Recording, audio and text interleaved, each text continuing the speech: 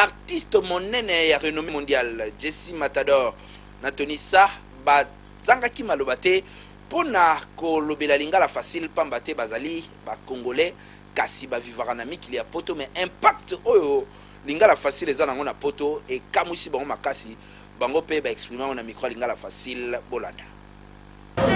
tango tolobaki masolo ya sondage bato ebele bakanisaki ke lingala facile ezali komikumisa pamba botala graphique oyo bandeko ya le point babimisi blé oyo nyonso bozali komona 82% côté lingala facile ndambo wana bato mususu bakabula bayeba nini bakoki kosala nango parce que lingala facile azali premier na basondage nyonso ya RDC surtout na Afrique nzoka nde tokoma kutu na Europe tala exemple yango yo deux artistes de renommée mondiale Jessie Matador na Tonisa oyo bazali kopeta musique na ndenge ya diaspora ya République démocratique du Congo kasi na ba France na ba Belgique pe na États-Unis bazali na impact ya kosakana te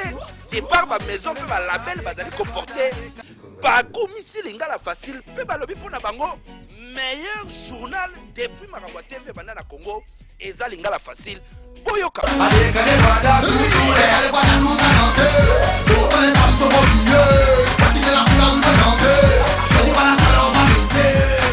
En tout cas, je suis content parce que je suis beaucoup lingala facile. Il y a ça. Merci. Ça, vraiment, non, vraiment, je suis beaucoup. Vraiment, j'aime beaucoup. D'ailleurs, j'aurais bien aimé passer là-bas, quoi. Bota la lelo ba petit wana la commune ya Lingwala ba yibi akokende wa na ngenga pona bulo.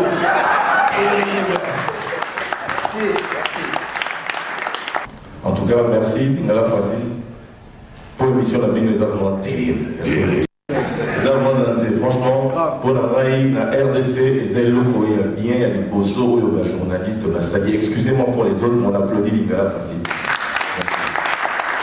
Tala lingala facile na RDC na Afrique ti na Europe na États-Unis et la kisi que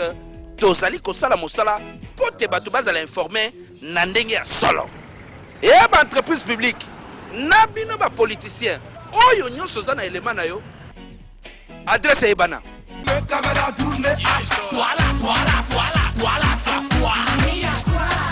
mobim